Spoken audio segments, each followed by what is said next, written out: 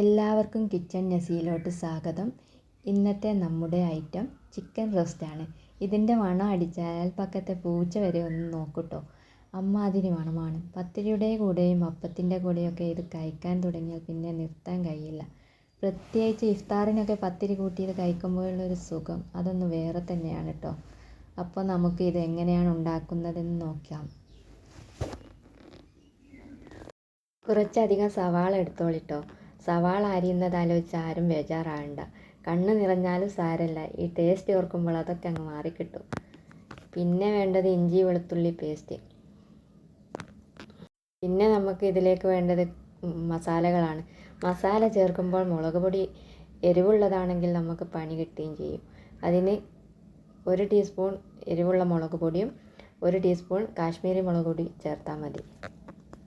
ചീനച്ചട്ടിയിലേക്ക് വെളിച്ചെണ്ണ ഒഴിച്ചിട്ട് അതിലേക്ക് ഉള്ളി അങ്ങിട്ട് കൊടുക്കുക. ഉള്ളി നല്ലോണം ഗോൾഡൻ കളർ ആവുന്നത് വരെ വഴറ്റിയെടുക്കണം. അപ്പോഴാണ് ഇതിൻ്റെ ടേസ്റ്റ് കിട്ടുന്നത്. സവാള പെട്ടെന്ന് വഴന്ന് കിട്ടാൻ വേണ്ടിയിട്ട് നമുക്കതിലേക്ക് ഉപ്പ് അങ്ങ് ചേർത്ത് കൊടുക്കുക. പിന്നെ മസാലകളെല്ലാം ചേർത്ത് അങ്ങ് കൊടുക്കുക. മുളക് പൊടി, മല്ലിപ്പൊടി, മഞ്ഞൾപ്പൊടി, ഗരം മസാല, കുരുമുളക് പൊടി ഇവയെല്ലാമാണ് ചേർത്ത് കൊടുത്തത്.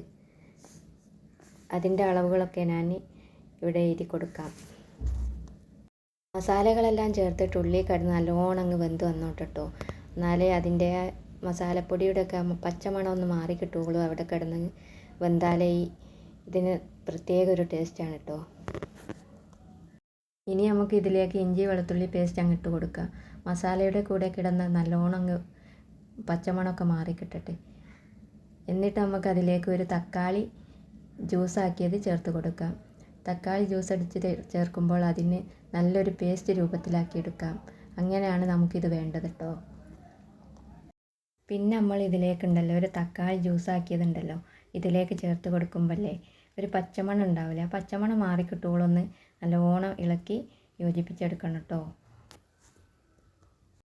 തക്കാളി എല്ലാം കൂടിയിട്ട് പേസ്റ്റ് രൂപത്തിലാക്കി കഴിയുമ്പോഴേക്ക് നമുക്ക് കേക്ക് വൃത്തിയാക്കി വെച്ചാൽ ചിക്കൻ ഉണ്ടല്ലോ അതിലോട്ട് അങ്ങ് ഇട്ട് കൊടുക്കുക. എന്നിട്ട് എല്ലാം കൂടി ഒന്ന് ഇളക്കി യോജിപ്പിച്ചങ്ങ് എടുക്കുക.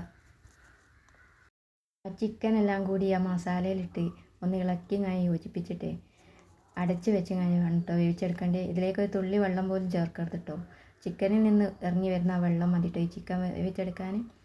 അപ്പോഴാണ് ഈ ചിക്കൻ റോസ്റ്റിന് ഒരു പ്രത്യേക ടേസ്റ്റാണ്. ഇടയ്ക്ക് ഇളക്കി കൊടുക്കണം കേട്ടോ, അല്ലാണ്ട് ചട്ടി പിടിച്ച് കരിഞ്ഞാട്ടോ. അങ്ങനെല്ലാം കൂടി മൂടി വെച്ച് ചിക്കൻ ആർക്കായിരുന്നു വേവട്ടോ. ചിക്കൻ എല്ലാം അതിൽ കിടന്ന് നല്ലോണം വെന്ത് സോഫ്റ്റായി കിട്ടി കേട്ടോ. കാണാൻ തന്നെ എന്ത് രസമല്ലേ, അതുപോലെ തന്നെ കഴിക്കാനും നല്ല ടേസ്റ്റാണ് കേട്ടോ. എല്ലാവരും ഒന്ന് ട്രൈ ചെയ്ത് നോക്കണേ. ലാസ്റ്റ് ഇതിൻ്റെ മുകളിലോട്ടേ കുറച്ച് കറിവേപ്പില കഴുകിയത് കൂടി അങ്ങ് ഇട്ട് കൊടുക്കണം. അപ്പോഴാണ് ഇതിനൊരു പ്രത്യേക ടേസ്റ്റും കൂടി കിട്ടുന്നത്. അപ്പോൾ ഇതിപ്പോൾ കാണാൻ തന്നെ എന്ത് രസമല്ലേ, അതുപോലെ തന്നെയാണ് കേട്ടോ കഴിക്കാനും നല്ല ടേസ്റ്റിയാണ്. എല്ലാവരും ഒന്ന് ട്രൈ ചെയ്ത് നോക്കണേ.